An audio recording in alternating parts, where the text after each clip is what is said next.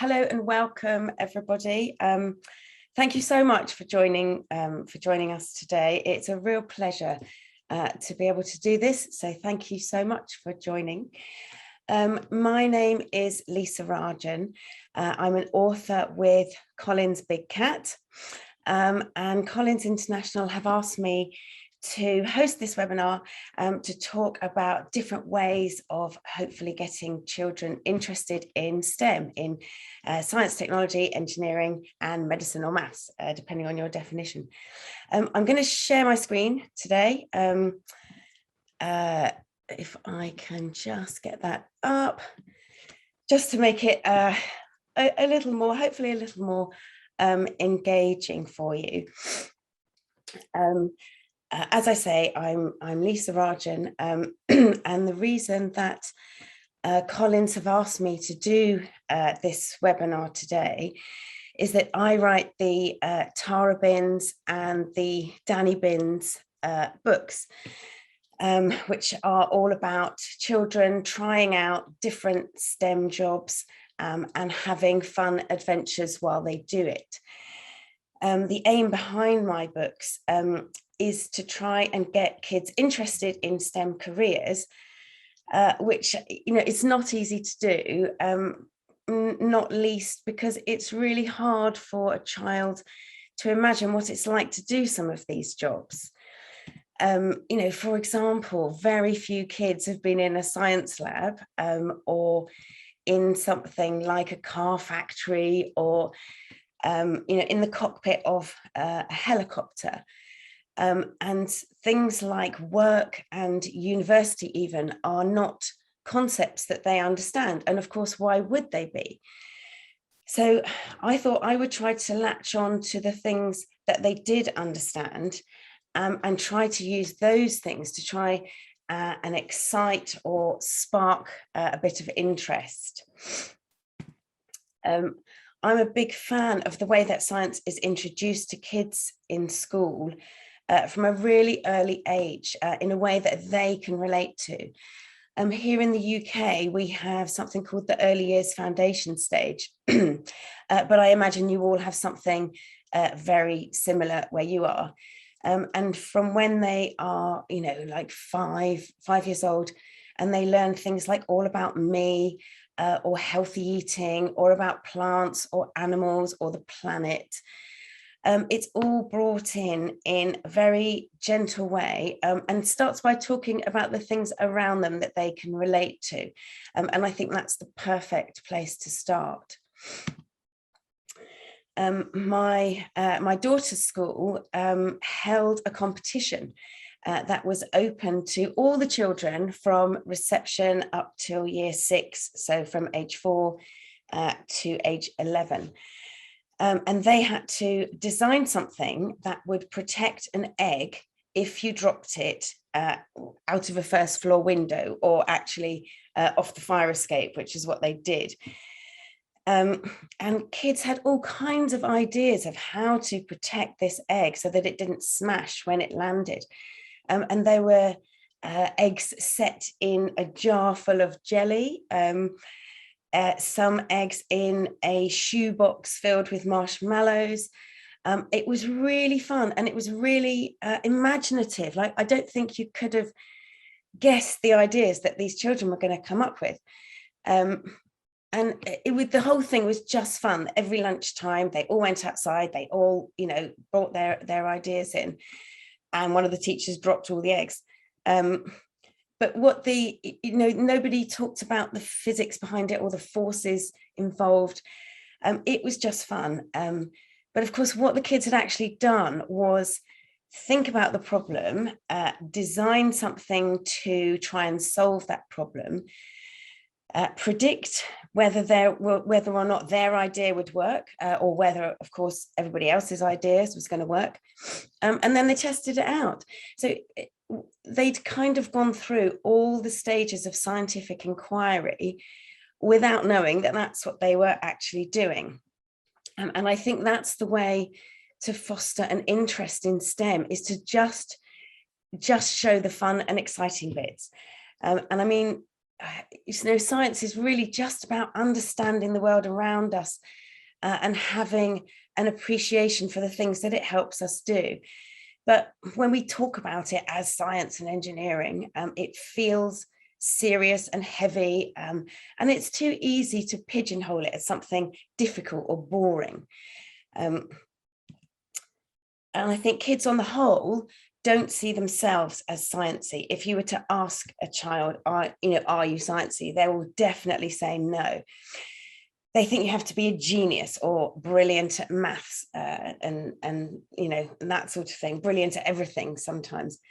And science does feel serious and big and boring. And it's a lot I think it's a lot for them to process, that science is also so broad that it covers really, really disparate things, like why aeroplanes fly, or why giraffes have long necks, or how the internet works, or why sweets taste sweet, or why we need to sleep every night, or it just covers so many different things. And what I've tried to do with my Tara Binns books is to try and get across the variety and the fun and the interesting sides of science. Each book is about Tara tackling a particular STEM job. So she's an engineer or a pilot or a scientist or a marine biologist or a climate scientist or a forensic scientist or a vet or a doctor. But the focus each time is very much on the character traits you use to do the jobs. So things like creativity or courage, imagination, curiosity, I think is a big one, or determination or empathy, logic, teamwork. And those are much more important. These character traits are much, much more important. But children don't necessarily make that connection. I'm trying to get children to identify with Tara, and hopefully think that if she can do it, then they can do it. She's a very ordinary child. She lacks confidence. She has worries. She gets freaked out. But when things happen, she's very, very often unsure of herself and unsure of her own abilities. But she does have an open mindset, and she doesn't mind having a go at things. The books came about when my daughter was 2 years old. We had read the same books to her that her older brothers had enjoyed. There was lots of Bob the Builder and Fireman Sam, and she absolutely loved these books. But I didn't want her to think that it was only ever boys and men that save the day and get the job done. So I tried to find books with the girl equivalent of Bob and Sam, but I couldn't find any. And I was really surprised at this because there are literally thousands of children's books published every single year. How could I possibly have found a gap in this overcrowded market? And I was writing about something that nobody else was writing about. It felt a little bit surreal.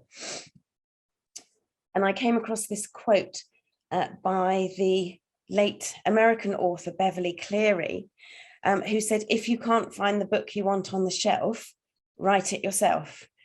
And so that is exactly what I did.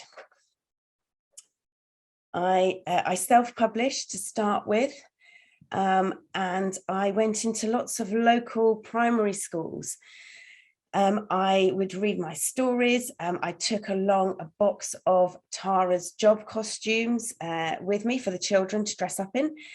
I dressed up myself. I dressed as a pilot usually. And I read the stories, and we talked a lot about the jobs that people do, and ideas that the children had of other jobs that Tara Binns could do. And we also talked, the children told me their ideas of what they would like to be when they grew up. And it was great fun. I made lots of these school visits and thoroughly enjoyed everyone. It's just so lovely to see excited children, to hear their ideas. And, you know, quite often it was a bit of a slow start, but once they'd started, oh my God, you could not stop them telling me all these things they wanted to be when they grew up.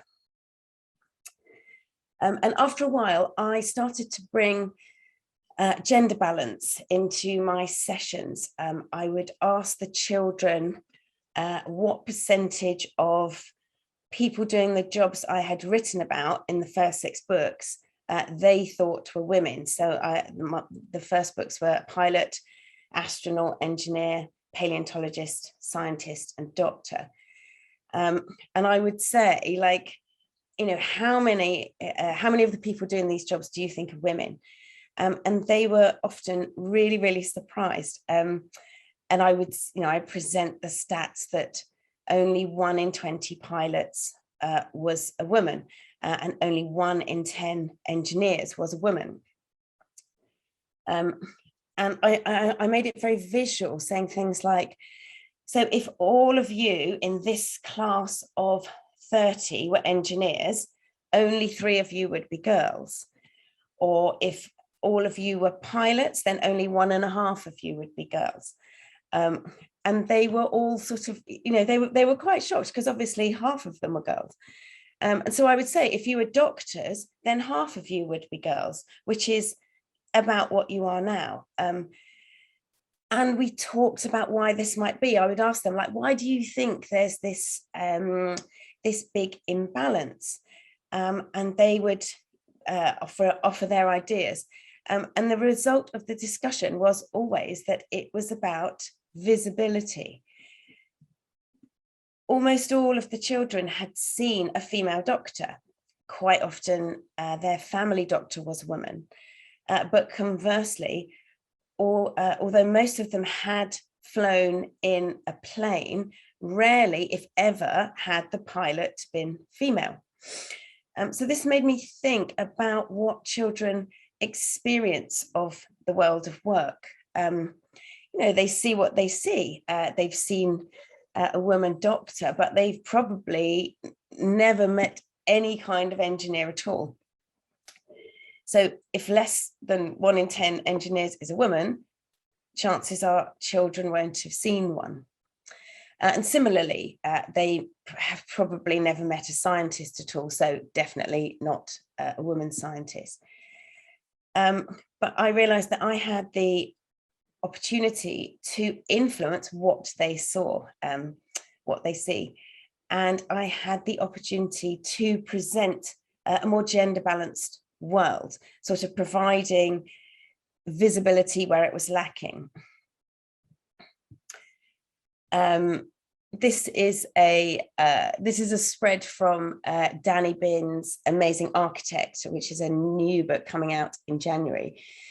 I can't suddenly make thousands more girls choose architecture as a career, and nor would I want to. But I do have the opportunity to show all children that both men and women can be architects. I'm absolutely not trying to be prescriptive about individual career choices, but I am trying to broaden horizons and challenge assumptions and challenge fixed mindsets. And I'm just trying to open doors and keep them open as long as possible.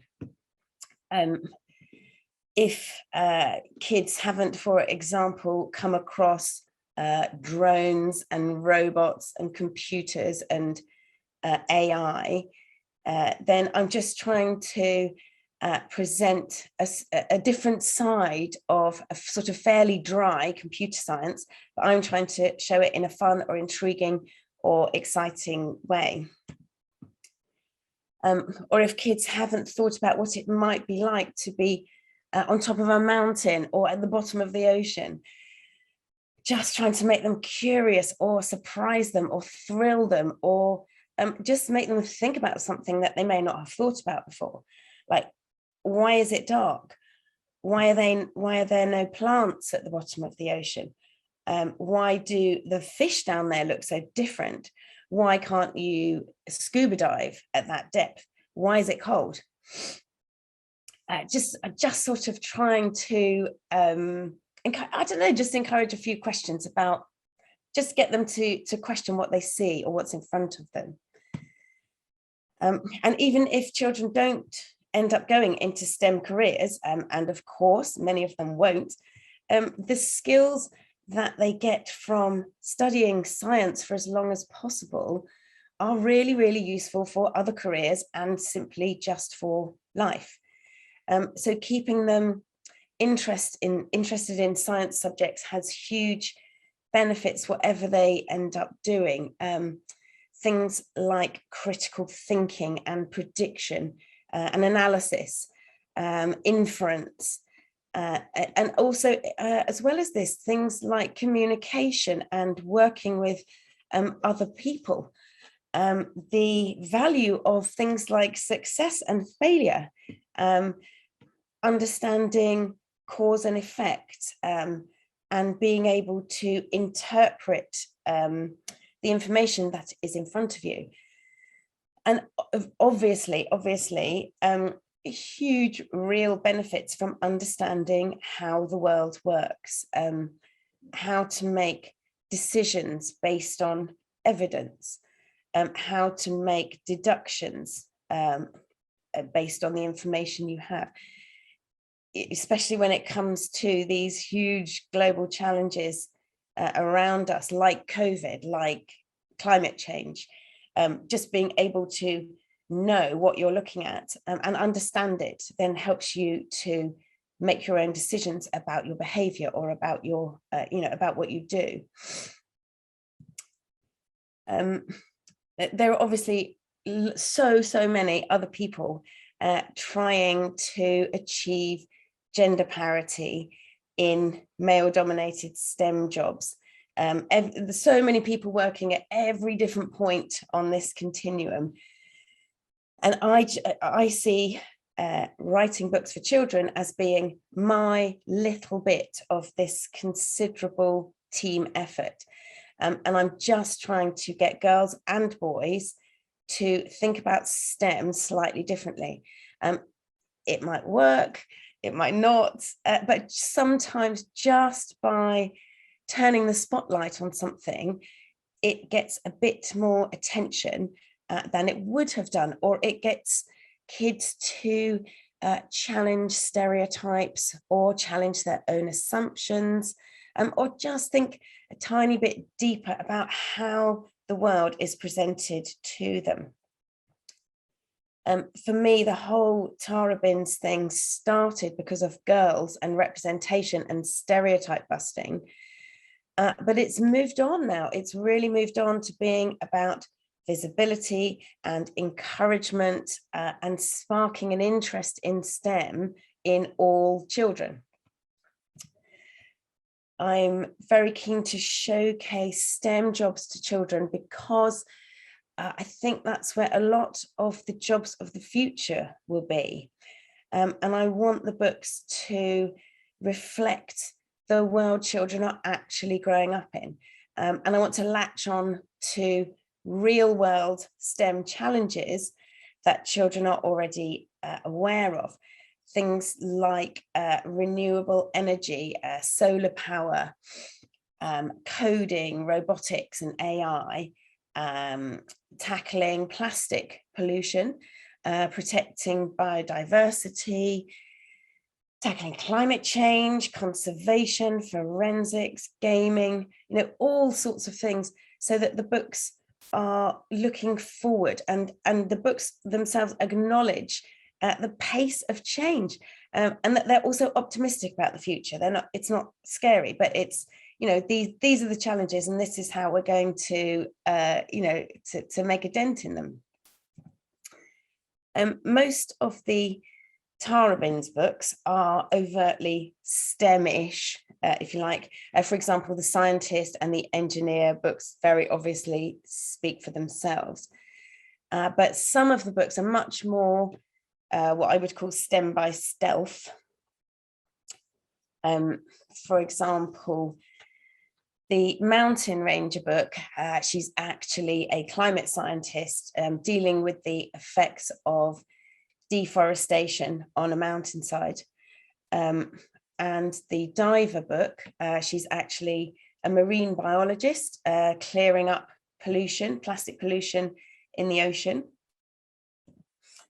And in the Dani Binns books, Dani is Tara's younger sister. And in these books, it's much more STEM by stealth. Dani does jobs that are, the books are aimed at younger children, so ages 4 to 6.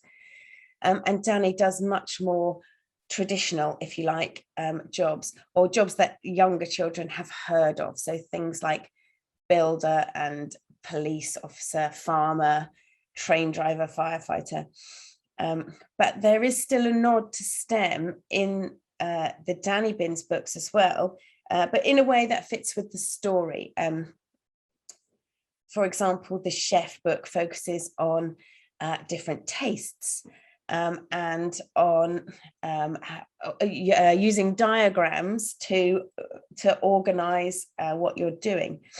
And the builder book is about measurements and planning. The paramedic book is about putting together signs and symptoms as clues to work out what is happening. And HarperCollins and myself have tried to make the books look as visually appealing and energetic and exciting and dynamic as possible, mainly so that they can really, really bring these STEM subjects to life. I try to align the aspects of science that I cover in my books with things that children are familiar with at that age. So either things that they're learning in school, stuff like forces, food webs, magnetism or volcanoes, or things that they're familiar with in their home lives. So pets, cooking, road safety, tooth care, health things like allergies, or toys and leisure activities. So again, magnetism, coding, robots and technology. So I'm really trying to reinforce and complement what they are learning about in school already, but also showcasing that science is all around them in so many aspects of their daily lives, or the things that they're familiar with. My books are obviously part of the Big Cat guided reading scheme. So there's, very structured literacy progression running through the different reading levels. But they are, of course, by absolutely no means the only fiction books that include and encourage an interest in STEM in this way. I obviously hope I've got across the level of research and commitment to STEM from myself and HarperCollins.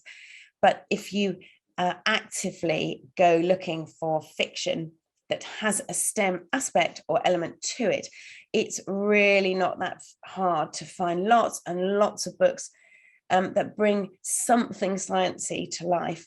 And I imagine that all authors writing about STEM put about the same amount of passion and research and accuracy into their books, because I think we all want to promote STEM in the best possible way.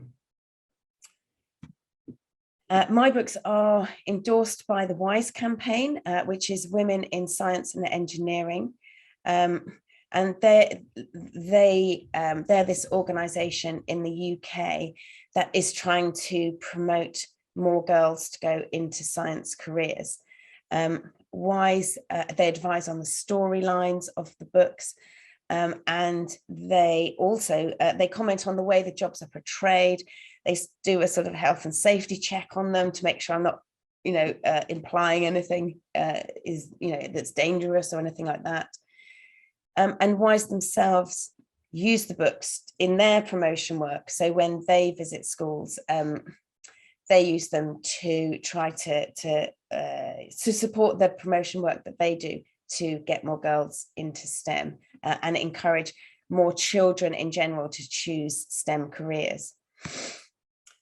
When I was asked to do this webinar, I was told that it was going to be about how you get more children interested in STEM. And obviously, my main way of doing this is via books and storytelling. But I'm very keen to try and think of other ways to get STEM in by stealth. The egg dropping competition I mentioned earlier is obviously a very good way. I think it's mainly, I think the trick mainly is to just make science fun and entertaining. And that's easy to do in a story, but hopefully there are lots of other ways to encourage children to ask why and how does it work, about everyday things around them and everyday situations. Perhaps the way to do it is to start with the things that they are interested in and familiar with, but may never have questioned before. For example, for children into Lego, why do the blocks stay together when you want them to, but also come apart when you want them to? Why do they do that repeatedly? For children that are perhaps into football, how did Tony Cruz score a goal directly from a corner kick? Like, how did he curve the ball round like that so that it's come back on itself and gone into the goal? How is that possible? For kids who are maybe into music, why do some notes sound nice together and others like really jar and you can't bear to listen? Why is that? For kids that are perhaps into games like Minecraft, why do redstone blocks need to be laid in a continuous line to work? To me, they remind me entirely of electrical circuits, but children obviously don't know that. But I think if they just sort of start to question, like, why do you have to do that? Why does this happen? It's sometimes the way in to getting their brains thinking in this way. Or more basic things like, what actually is Wi-Fi? Why do batteries run out? Why does ice cream melt? Why can't you wear your shoes on the wrong feet? Why do you have to wear your left shoe on your left foot and your right shoe on your right foot? Why do we have eyebrows? Just all sorts of things. And science provides an explanation for everything, but most of us don't even ponder the questions anymore. And I think it's really hard nowadays because so much of our thinking is done for us, and we don't need to know how an iPad works to play a game on one, or we don't need to know why an aeroplane stays in the air to fly off on a holiday somewhere. So it's just about sparking a little bit of curiosity. But if we can get children into the habit of questioning or wondering, or just looking at something from a slightly different angle, or understanding perhaps the relationship between two seemingly unrelated things. Perhaps another way that could be used to spark children's interest in STEM is to weave it into the activities that you're already doing, and to just add a science theme. Things like World Book Day, but only dress up as characters from, slightly sciencey books, or World Science Day, or World Maths Day. Or I know some schools do, during World Book Week, do a book in a day, but perhaps it's a sciencey book.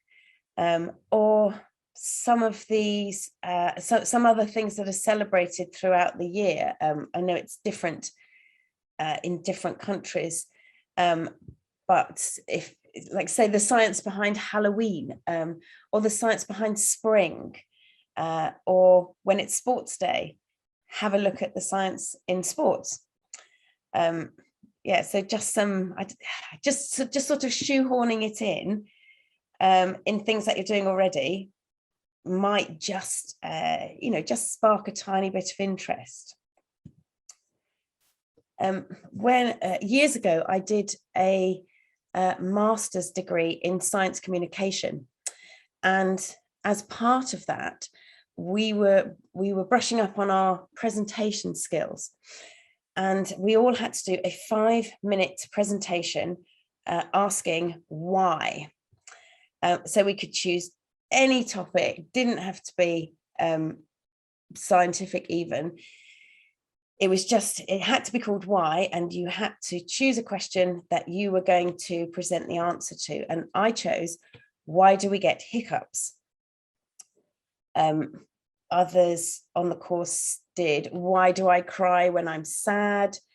Why do we sneeze? Why is the world round? Why is the sun hot? I mean, it was really all sorts of things. And everybody chose very, very everyday questions about very ordinary things, but they all did turn out to have an explanation behind them that was rooted in science. And the purpose of the exercise, as I say, was actually purely to get us to improve our presentation skills, not to get us to carry out some low-level, full-on scientific investigation, but it actually did a little bit of both. And it could be a really fun and interesting activity that children might enjoy, and actually helps with other things like research skills, creative writing, managing information and sort of interpreting information, storytelling. So perhaps that's another good way of getting in science by stealth.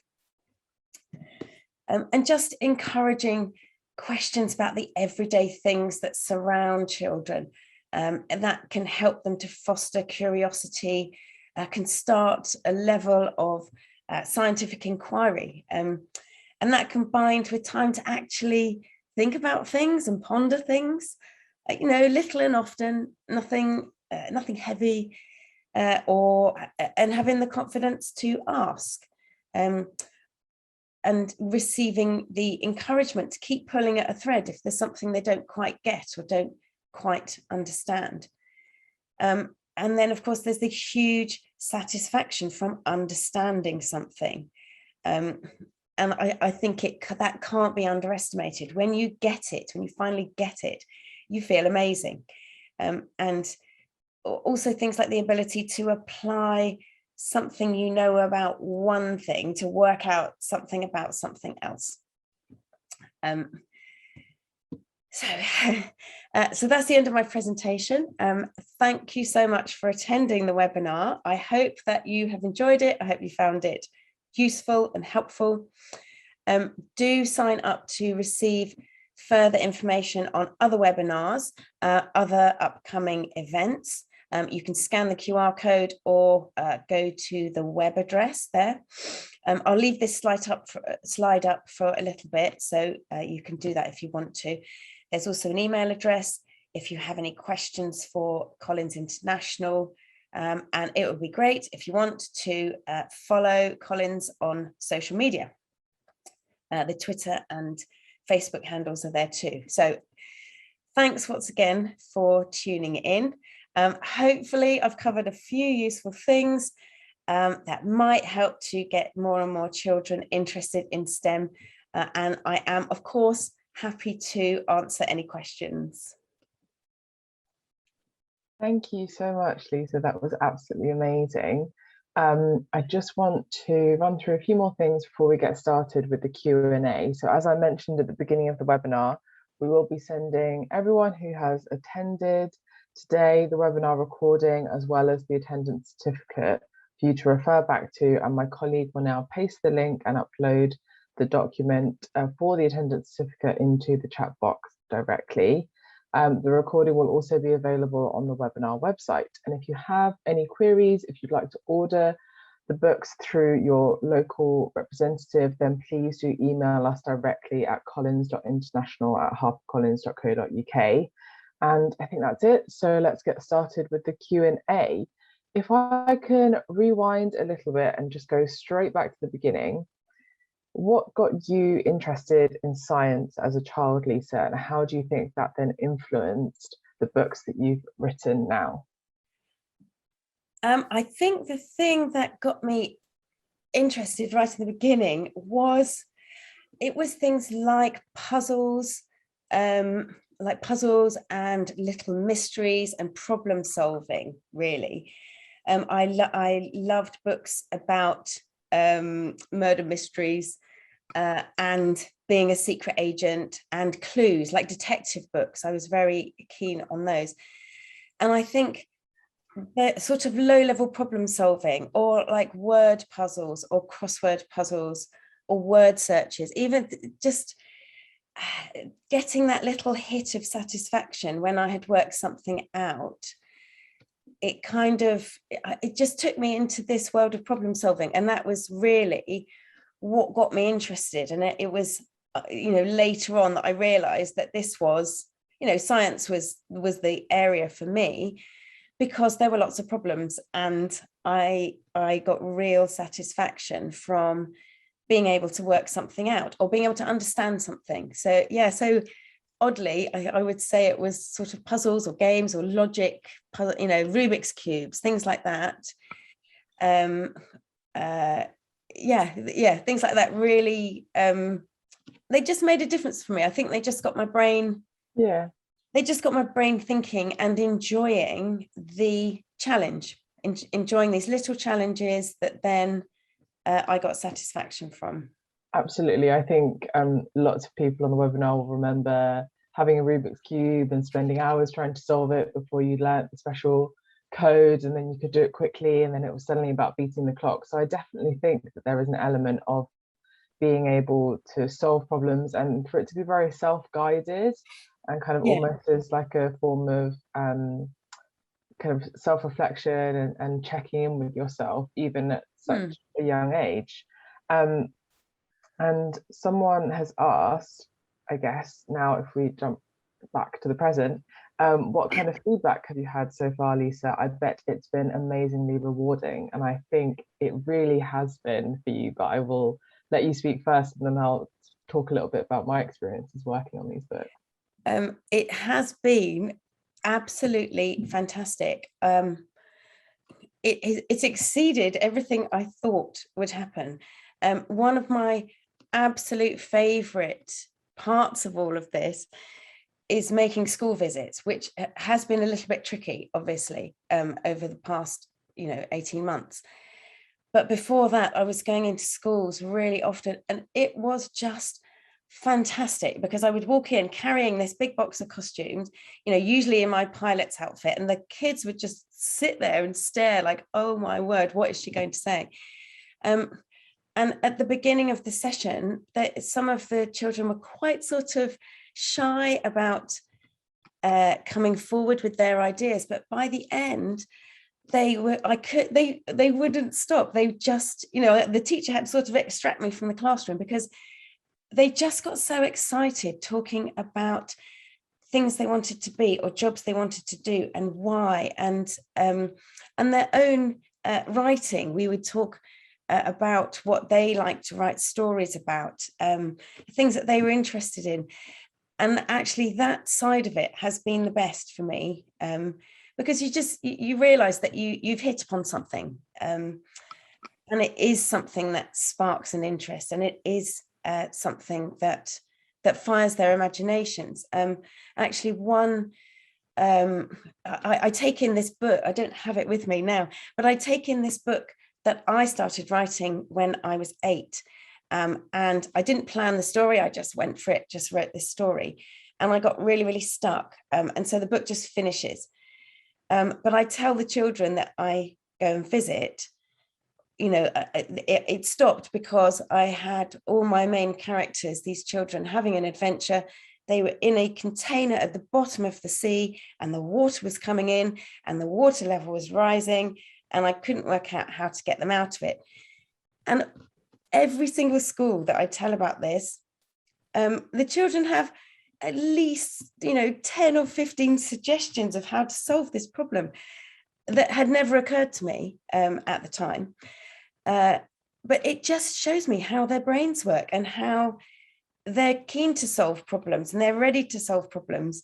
And they have the most amazing imaginations. So yeah, that's been the best part of all of this. That's really good to hear, and I think that's such a nice thing to be able to bring in something from your own childhood and to be able to share it, and then to see people kind of build on it and to watch it grow. I think from my point of view as well, I know you're not here to listen to me, but I started working on the Tara Binns books when I was an intern for Collins, and I just loved it so much. I thought it was such a good thing that we were doing, that it was the thing that made me want to stay. And so I was saying to Lisa, whilst we were planning for this webinar, it's so nice that it's now come full circle and I get to do this webinar again. So it's really exciting. And I think the response in, the number of books that we've published now for Tara, and then the move over to Dani Binns, did you find that there was any tweaks that you had to make to how you were writing for those different audiences? Yes, they are slightly different.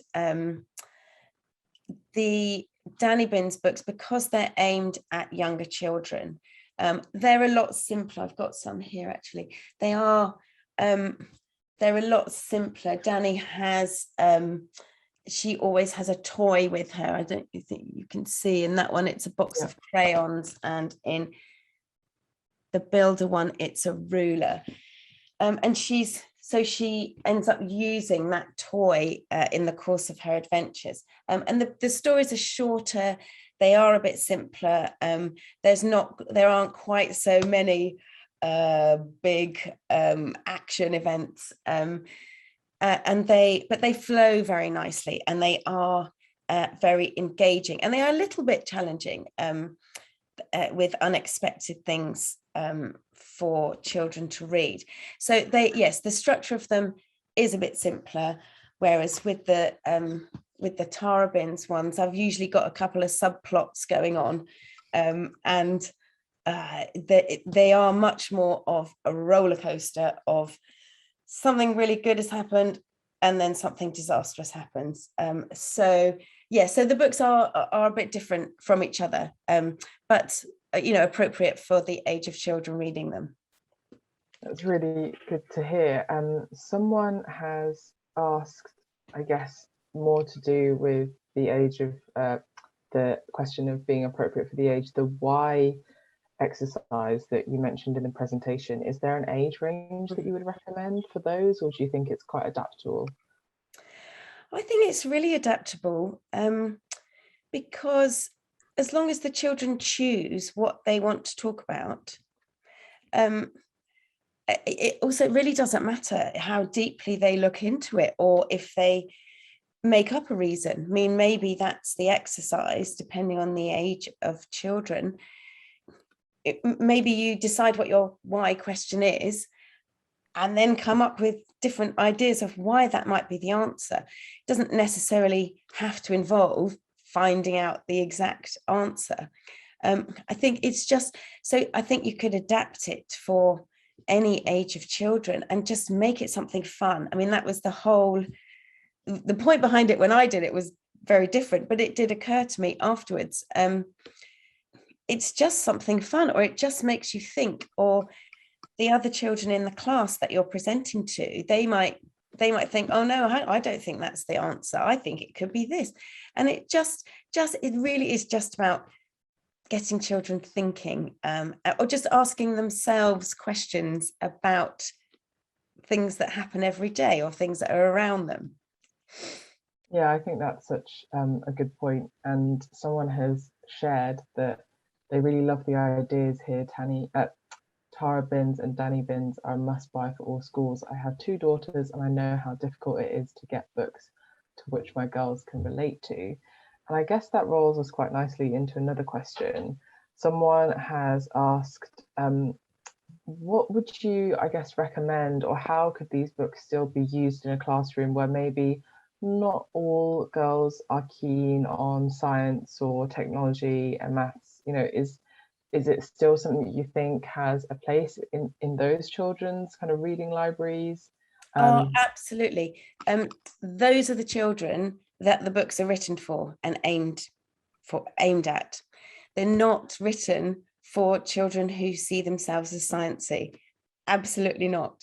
They are meant to be for all children, particularly those who don't think of themselves as sciencey, or who are not particularly interested in, you know, what you want to be when you grow up. They're just supposed to be fun, interesting, adventure, exciting stories, and that's it. And there is science in there, and there are problems to solve, but they are mainly about the worries you have, or, you know, the fear, or coping with something, or coming up with an idea, or using your imagination. Because I think a lot of children, they don't see themselves as sciencey, but they do think, oh, I'm quite imaginative, or I'm quite good at talking to people, or I'm good at making things, I'm good at drawing things. And the books are actually aimed at those children, because that's, you know, that's all that's inside them, is a problem to solve, and a girl, you know, and girls that work it out, and they work out how they're going to solve the problem. So it's never presented as, this is a sciencey job, or this is a sciencey challenge. It's just, we need somebody with a good imagination here. Can you help? So yes, it's basically, so hopefully all children, aimed at all children. Yeah, definitely. I would definitely agree with that. And I guess with that then, do you think we should be focusing on STEAM instead of STEM, so including the arts in that as well as sciences? Yes, I do. I really, really do. I know that things have moved on from being STEM to being STEAM, and including arts. And I think actually it's really, really important, because things like creative confidence, and just the way you present things, it really is so important. And all the skills that you get in sort of what you would call the arts subjects are things like curiosity and inference, and, you know, and imagination, and trying to be creative. And actually, I think the future needs creative children, and that's the bottom line. And whatever makes them feel creative is what we should be involving. And I don't like this sort of this dichotomy between being arty or being science. Yeah, I know what you mean. It's that's why I'm really trying to focus on the character traits more than being good at maths. The actual characteristics that it involves are far more important than either STEM or arts or whatever. It's just about it's about the attributes that you have and how you use them. So I think STEAM is definitely, absolutely, definitely the way forward, because there's so much of a link between, like, say, for example, like cooking and chemistry.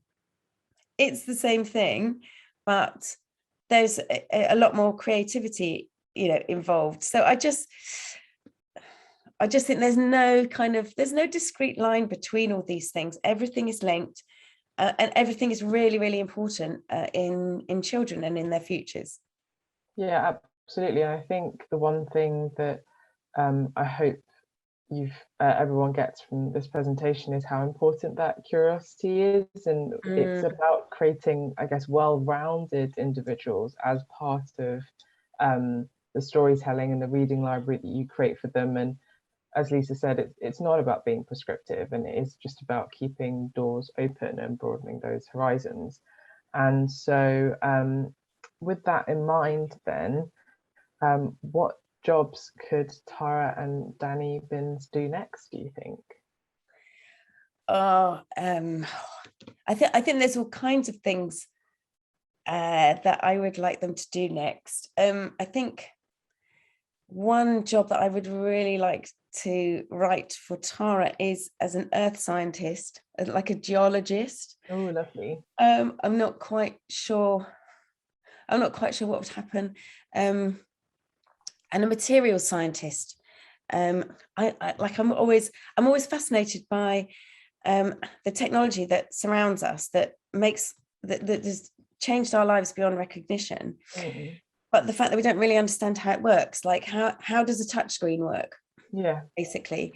And so getting children to perhaps think about materials and their properties, and they serve us in a way that we now couldn't do without. But I don't understand how they work. So perhaps a materials scientist.